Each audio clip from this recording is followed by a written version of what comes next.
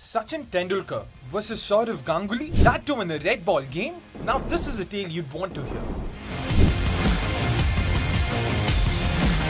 After reaching the 2003 World Cup final, the team had a 6-month-long break before their next assignment, a home series against New Zealand and an away series in Australia. The BCCI felt that the players needed adequate match practice to get back into rhythm, which is why they decided to host the Irani Trophy between a full-strength India side who would play as Rest of India against the winners of that year's Ranji Trophy, Mumbai. Expectedly, Rest of India was to be headed by Sourav Ganguly and Mumbai was to be headed by Sachin Tendulkar. Zaheer Khan, who back then used to represent Baroda, brought the Mumbai batting lineup to its knees on the morning of day 1 itself, as he dismissed Vinod Kambli and Ajit Agarkar in the same over to set them back at 98 for 5. Sachin, still in the middle, was no stranger to coming up with counter-attacking knocks and came up with yet another resurrection as he stitched the partnership of 149 with Sairaj Bahutali. In the process, he attacked the likes of Anil Kumble, Sanjay Bangar and Lakshmipati Balaji. By the time Zaheer got rid of Tendulkar, he notched up a superlative 94 and took Mumbai to 247 with 3 more wickets in hand. The tail wagged and added 50 more runs, taking Mumbai's tally to 297. For a side that had very little to show for at 98 for 5, that was as respectable a total one could expect. The Mumbai bowlers, in turn, ensured that Sachin's efforts did not go in vain by restricting the ROI side to just 202, giving them a healthy first innings lead of 95 runs.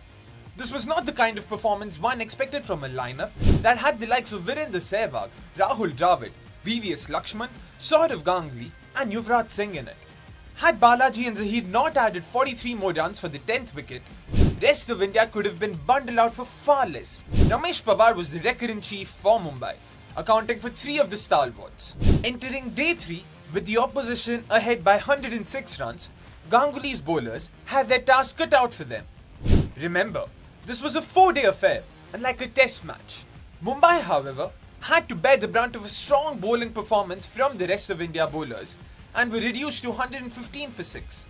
The latest dismissal being that of Sachin Tendulkar, who was accounted for by Zaheer Khan for the second time in the game. It was an important wicket because Sachin, batting on 50, looked determined to take Mumbai to pole position. And just when it seemed like ROI were inching ahead in the game, Ramesh Pawar and Sairaj Bahutali conjured a fantastic partnership to ensure Mumbai crossed the 200-run mark.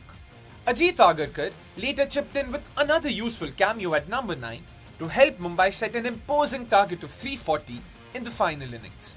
In case you forgot, the match was taking place in Chennai and the highest score till then had been Mumbai's 297 in the 3rd innings. It became that much harder when they lost Bangar in just the 2nd over of their chase. Sehwag soon followed his opening partner as he got out after making an entertaining 36 ball 36, leaving Dravid in the company of night watchman Balaji at the end of day 3.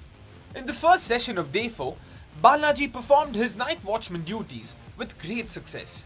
He faced 126 balls for his 26 and departed after occupying the crease for 32 overs on the final day. Rahul Dravid, meanwhile, was happy to see the familiar face of VVS Lakshman at the other end.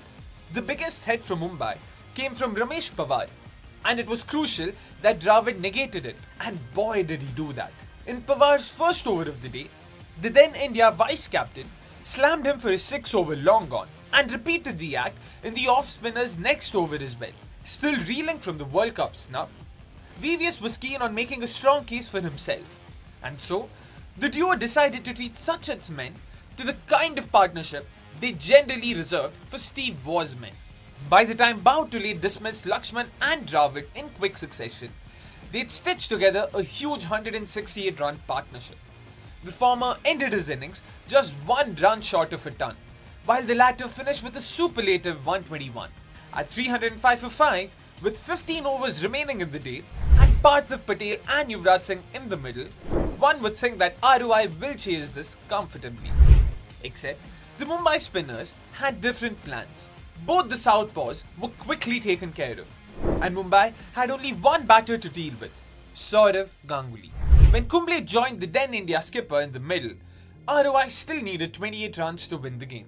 The India skipper was yet to make a mark in the fixture and took on the responsibility, as he, along with Kumble, took just 33 balls to script a marvellous victory. A result which gave Sachin his first defeat as Mumbai skipper since 1993-94. Before the start of the match, Dravid had mentioned that domestic results are often bragged about in the India dressing room, and Tendulkar surely faced a hard time trying to forget the encounter. With the Indian cricket calendar being packed outright, one can only wish for such fixtures in modern day cricket. And that's the story of what transpired when Sachin Tendulkar took on Sourav Ganguly in a red ball game. Thanks for watching this episode of cricket.com Classics. Comment below with what other stories you'd want us to narrate going forward. Until then, have a great week.